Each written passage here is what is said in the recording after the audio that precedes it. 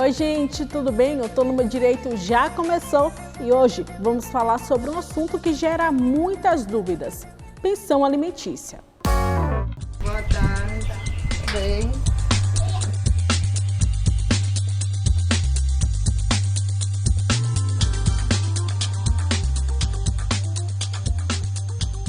Gente, eu tô aqui na casa da Gisele, ela que é dona de casa, mãe do Heitor, de 3 anos, o Heitor que recebe a pensão alimentícia. Gi, conta pra gente, né, como é que foi esse acordo que você fez com seu ex-namorado para que o Heitor passasse a receber essa pensão? Foi em 2019, de outubro, que ele mesmo foi lá, deu a iniciativa de dar a pensão do menino. Chegou lá, a gente entrou em acordo do valor de R$ 180, que é todo mês esse valor. Vocês foram na Defensoria Pública. Foi. O que esse valor ajuda, né, nas despesas do Heitor? Só dá mesmo pra merenda dele, pro leite dele, só, mais nada. E as coisas, fora que eu boto as coisas de higiene dele e quando acaba também, fora remédio que criança adoece sempre, né? Entra mês, anos, a criança adoece, né? Já aconteceu desse valor não chegar para você, ter atraso? Já como é que foi isso? o ano passado, em dezembro, que ele ficou de me pagar esse valor, que era para ele pagar em dezembro, só que ele não pagou. Aí, quando foi mês passado, ele pagou metade do valor. E aí você também procurou a Defensoria, né? Foi sobre o valor, sobre o dinheiro que era para ele me pagar. Só que chegou lá, ela falou que eu não poderia dar entrada, por conta que não fui eu que fui atrás da Defensoria Pública, foi ele. Aí ela pegou, pediu meu número, que a mulher ia me ligar. Quando foi mês passado, a mulher me ligou. Aí vou esperar o dia agora, em setembro, pra gente vai resolver o que vai fazer sobre a pensão de Heitor, se ele vai aumentar, se ele não vai, como é que ele vai fazer. Então a sua preocupação atual e preocupação maior é com relação mesmo a essa revisão do valor. Sobre esse valor, que é muito pouco para criança.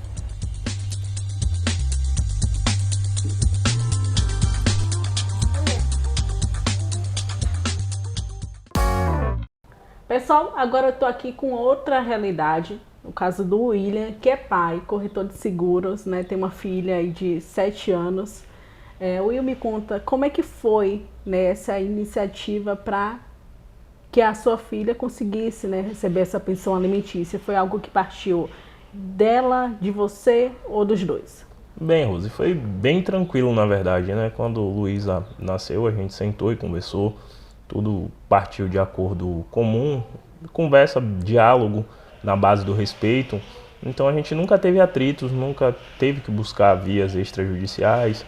A gente sempre entendeu as necessidades de Luísa e a gente foi sempre buscando isso, porque vai além da pensão, né? Ser pai vai além de pensão. Isso, você estava contando que além desse valor, né, que você dá, que no caso é de R$ 400, também tem outros custos. Sim, sim. Criança brinca, criança veste, criança adoece e tudo isso não entra nos custos de pensão. Quando Luísa vem passar períodos conosco também, isso aí não é dentro do valor de pensão. E tudo isso é simplesmente mais do que obrigação, né? Me conta um pouquinho também se você teve dúvida, né, logo no início ou não necessariamente. Não, na verdade não, até porque como a gente nunca buscou judicialmente, tudo sempre partiu do respeito comum e eu também tenho que ter um entendimento do que é a sua obrigação, o que é criar um filho, o que é ser pai. Então nunca gerou dúvidas, porque tudo foi sempre muito cordialmente respeitoso e acordado. Qual o recado, a mensagem que você passa para o pessoal que está assistindo agora com relação a isso? Que a gente sabe que muitas vezes é um assunto que gera briga, né? Gera discórdia, mas o seu caso não é nada disso. Não, apesar de todos os desentendimentos que as relações humanas elas têm, independente do vínculo, pensar no bem maior, que é a criação de um filho, que é o bem-estar de um filho, que a criança ela não pede para nascer e desde que duas pessoas adultas elas se responsabilizam por pôr uma criança no mundo, elas têm que arcar com muito amor, né, que é o maior preço, a maior pensão que existe para um pai e para uma mãe é o amor. você tem que dispensar os filhos. É isso, Will. Obrigada por ter conversado comigo. Nada.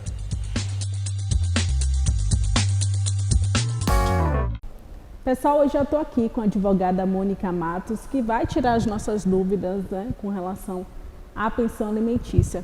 Doutora, eu começo lhe perguntando o que é e para que serve a pensão alimentícia? Bem, a pensão alimentícia é uma forma que o ordenamento jurídico apresenta ao cidadão para que ele possa suprir as necessidades daquele que depende dele, daquela pessoa que é provedora. Por exemplo, existe pensão alimentícia para filhos, para ascendentes, para ex-cônjuges, ex-companheiros. Então, a pensão alimentícia existe para arcar com as despesas e as necessidades de alguém que depende de outrem. O tema, né, pensão alimentícia, ele é mais comum em questões aí de família relacionada a filhos. Isso. Qual é a base legal para essa pensão alimentícia? Como é que funciona isso? O nosso Código Civil, a partir do artigo 1694, rege toda a matéria de pensão alimentícia. Existe também uma lei específica, que é a Lei de 68, a Lei 5.478 de 1968. E quais são os direitos e deveres, né, de quem paga e de quem recebe essa pensão? Excelente pergunta, porque verdadeiramente existe uma confusão quando se pensa que aquele que deixa de pagar a pensão vai perder o seu direito de estar com o filho, de conviver com o filho, por exemplo. Não existe essa sanção, porque uma coisa é você estar obrigado a pagar pensão alimentícia, outra coisa é o direito de convivência do genitor ou da genitora com o filho, que também é uma grande confusão na sociedade quando se pensa que isso é um direito do genitor. Não, mas o direito de convivência com os pais pertence à criança e ao adolescente. Quais são as punições, né, para essa pessoa que não paga a pensão alimentícia, ou até mesmo que às vezes deixa atrasar um pouco? Como é que funciona isso? Bom, importante esclarecer que se você é obrigado a arcar judicialmente, existe uma sentença, uma decisão, um acordo onde você está obrigado a pagar a pensão alimentícia, basta 1 mês de atraso para que você possa vir a ser preso. Existe essa sanção, que é a prisão em regime fechado, de 1 a 3 meses. E também a expropriação, porque você pode sofrer penhora dos seus bens até que você consiga suprir aquele valor que está em atraso. Doutora, quando a gente fala, né, sobre pensão alimentícia, quais são as principais dúvidas, né, que normalmente as pessoas têm e que falam, né, para você com relação a isso? Me perguntam muito qual é o valor, qual é o percentual. Não existe um valor, um percentual específico. Cada caso deve ser analisado dentro da sua particularidade. Existe sim um trinômio que é a base de elementos para que a gente defina esse valor, que é a necessidade da criança ou do adolescente. É preciso que se prove que aquela criança precisa daqueles alimentos e também a possibilidade de pagamento daquele genitor que estará obrigado e a proporcionalidade. Por quê? Ambos os genitores têm a obrigação de sustento e cuidado com a criança e com o adolescente. Então a gente faz um juízo de proporcionalidade. Quem ganha mais, paga mais. Essa é a dúvida mais corriqueira. Também existe outra dúvida, né, doutora, que eu escuto muito as pessoas falarem, que é a seguinte: quando o filho completa 18 anos, vou parar de pagar a pensão alimentícia. Será que isso realmente vale, não vale? E aí, doutora, como é que funciona? Isso é um grande mito, excelente essa dúvida também. Por quê? Uma vez sendo determinado o pagamento de pensão, aquela pessoa que está obrigada só se desobriga se houver outra decisão judicial, ou seja, se houver uma exoneração. Então, se você pretende não mais pagar a sua pensão, você tem que justificar isso em juízo. E mesmo que o seu filho complete 18 anos, porque já existem decisões amplas e pacíficas dos tribunais de que até 24 anos, se o adolescente, né, estiver cursando faculdade, cursando um curso e não tem a condição de sustento, aquele genitor continua e permanece obrigado a arcar com a pensão alimentícia. Doutora, quando a gente fala, né, em pensão alimentícia, acaba tendo a ideia de que isso só vale para alimentos, né? Mas não é bem assim. Não. Outro mito muito importante que a gente precisa desvendar e é uma oportunidade excelente para isso. Quando pensamos em pensão alimentícia, pensamos em toda e qualquer necessidade que aquela criança ou aquele adolescente venha a ter, desde ao alimento in natura, o alimento mesmo, a vestimento, remédio, lazer, moradia, até as despesas fixas da casa fazem parte da pensão alimentícia. A Gisele, eu estava comentando, né, com você, que a Gisele me passou uma dúvida também de que quem deve pagar a escola do filho? Se é ela, se é o ex-namorado, e aí como é que fica essa situação dentro desse contexto também de pensão alimentícia? Todas essas necessidades precisam ser levadas ao processo, de forma que aquele que vai julgar, o juiz, ele possa identificar os valores e as necessidades e também a proporcionalidade. Como eu disse a vocês, ambos os genitores são obrigados a arcar com a pensão alimentícia, agora dentro de uma proporcionalidade. Por exemplo, se uma pessoa ganha 5 mil e a outra ganha R$500, vai se fazer um juízo de proporcionalidade para saber o percentual que cada um irá pagar. Então, depende da análise do caso e da forma como ela leva a possibilidade de pagamento dela também nos autos do processo. O mesmo contexto vale para a revisão do valor, não é isso? Exatamente. Outro ponto importante que a gente pode falar aqui é sobre a possibilidade de mudança desses valores ao longo dos anos. É óbvio, porque a sentença que decide a pensão alimentícia, ela não transita em julgado, ou seja, ela pode ser modificada tanto para menos quanto para mais, desde que a gente possa avaliar que houve uma mudança da necessidade daquela criança, daquele adolescente, ou então da possibilidade de pagamento daquele que era obrigado, por exemplo, uma questão de desemprego, aquele genitor, aquela genitora que está passando por um problema de doença grave, que está gastando muito com remédios, ele leva essa situação para o processo e pode sim conseguir minorar aquele valor. Ou então a criança está passando por um tratamento médico, ou então está inserido em um novo curso, houve um aumento da necessidade, poderá também haver uma majoração nesse valor. Agora, tudo a partir da análise judicial. E sendo comunicado também à justiça para que não gere algum problema, né? Por falta de pagamento, por não pagar o valor adequado. Eu costumo dizer assim, que o direito das famílias é um direito contínuo, né? Então, assim, havendo diálogo, por mais que haja essa decisão judicial, o diálogo entre os pais que estão gerindo a vida daquela criança e daquele adolescente se faz de suma importância em todos os momentos. É isso, doutora. Muito obrigada pela sua participação. Obrigada, eu que agradeço. Contem sempre comigo.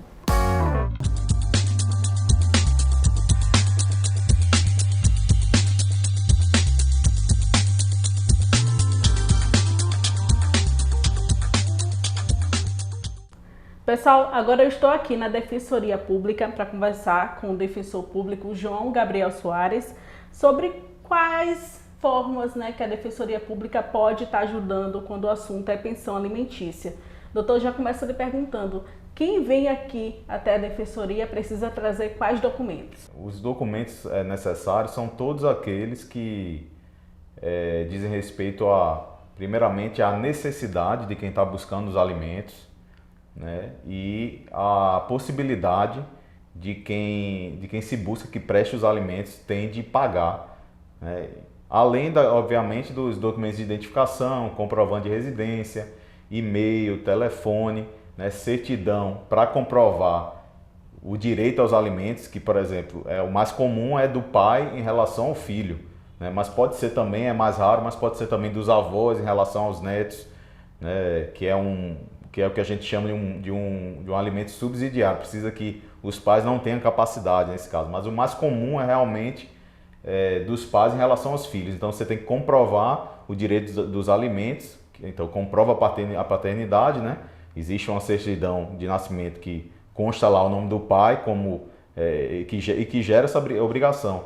Então você traz todos esses documentos, você vai ter que trazer todos esses documentos que comprovem essa relação de paternidade, documentos de identificação seus, se possível, todas as informações que você tiver do alimentante, que é quem vai prestar os alimentos, e por fim, toda a documentação que comprove a necessidade dos alimentos, né, os gastos que você tem diários e mensais com aquela criança ou aquelas crianças, e também os gastos do alimentante, né, quem vai pagar a pensão, né, a capacidade dele de pagar. Então, se tiver algum contra-cheque, algo que comprove quanto essa pessoa ganha, a gente vai juntar no processo, vai pedir para trazer, para que quando for ajuizar essa ação, quando estiver tramitando, a juíza possa, ou o juiz possa avaliar, né, tanto a necessidade quanto a capacidade financeira e fixar um valor justo de acordo aí com proporcionalidade entre, mais uma vez, a necessidade, né, de quem está pedindo os alimentos e a capacidade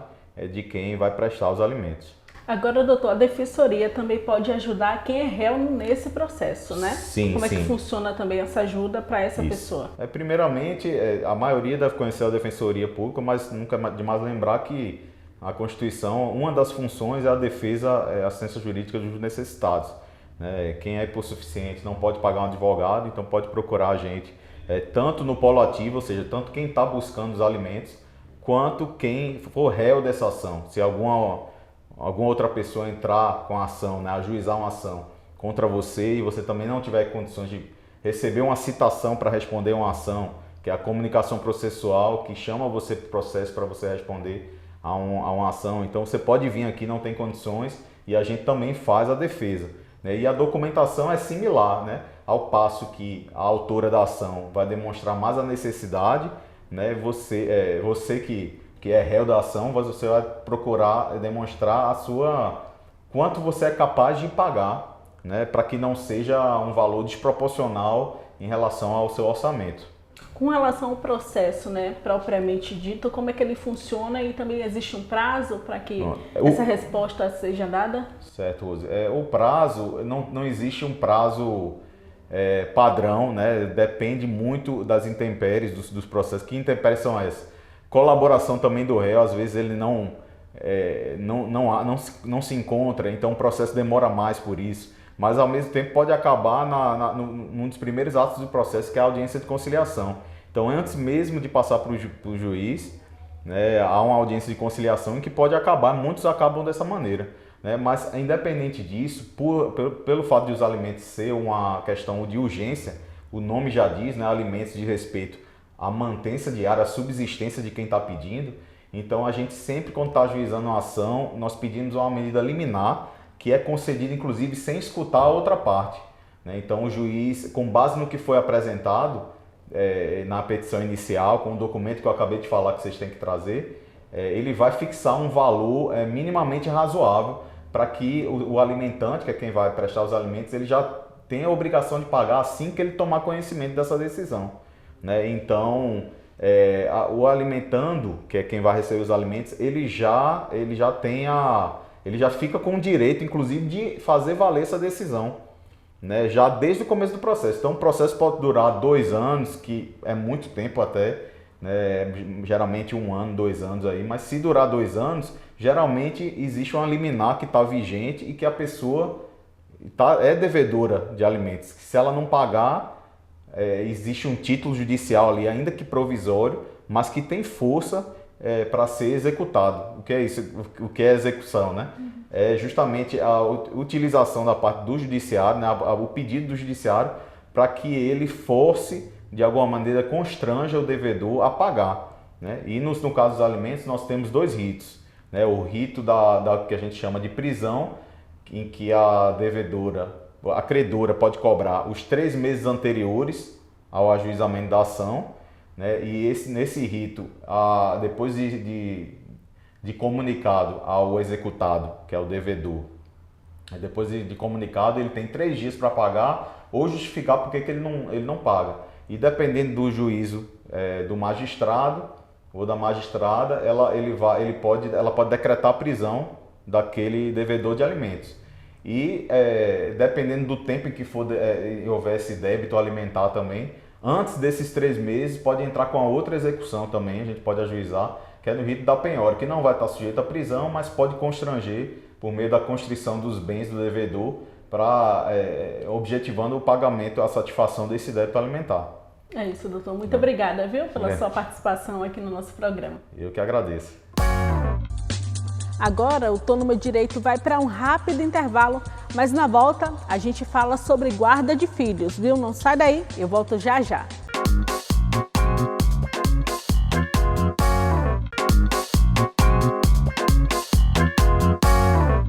Gente, eu tô no Meu Direito Tá de volta e neste segundo bloco a gente vai falar sobre guarda de filhos. E para me ajudar a passar mais informações para vocês sobre esse assunto, eu convidei a advogada Lorena Damasceno, que já está aqui prontinha para bater esse papo com a gente. Doutora, já começa lhe perguntando, né? Quais são os tipos de guarda que existem? Atualmente nós identificamos 2 tipos de guarda, que é a guarda unilateral e a guarda compartilhada.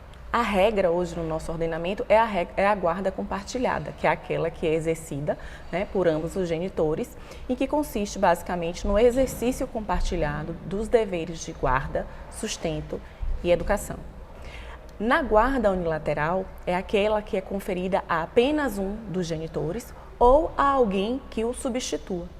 Nessa guarda unilateral, que ela é deferida somente quando se percebe que um dos genitores, ou o pai ou a mãe, não tem condições de prestar esses deveres de guarda, sustento e educação.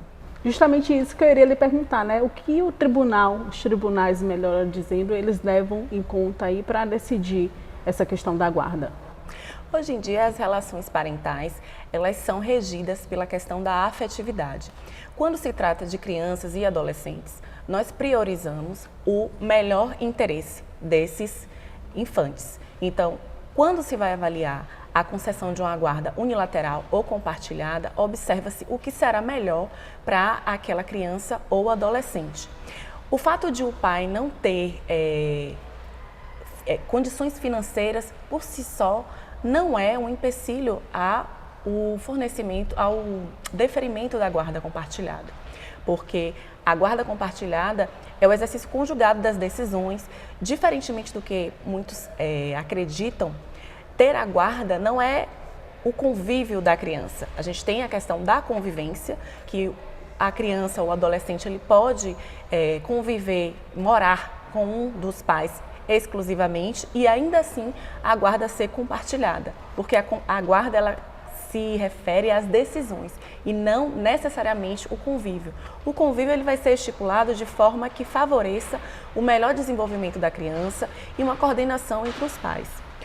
Outro ponto que deve ser chamado a atenção quando se trata de guarda compartilhada é que nem sempre essas relações de afetividade entre os pais são pacíficas. Então, a gente observa que em determinadas relações que têm um alto grau de beligerância, né, que os pais não conseguem conversar com relação às melhores decisões para aquela criança, nesse momento é preciso uma intervenção para que se estabeleça qual daqueles tem a melhor condição, com base no melhor interesse da criança, de tomar as decisões referentes ao seu desenvolvimento. Então, essa falta de comunicação entre os pais e até mesmo esse afastamento decorrente da impossibilidade de convivência é sim um dos fatores que pode mudar da guarda compartilhada para a guarda unilateral. E quais são os direitos e deveres, né, quando o assunto é guarda de filhos, doutora? Um ponto que é importante frisar, na guarda compartilhada, o direito ele é inerente a ambos os pais. Na guarda unilateral é um ponto importante que deve ser mencionado. Aquele genitor que não detém a guarda, ele tem o direito de supervisionar e exigir até prestação de contas daquele que detém a guarda da criança ou do adolescente. O que é, de certa forma, no meu entendimento, um disparate, até porque você abre mão de ter a guarda do seu filho, né, de poder decidir questões importantes da sua vida e desenvolvimento, mas você tem o direito de cobrar daquele que ficou com toda a responsabilidade e fiscalizar o que tem sido feito.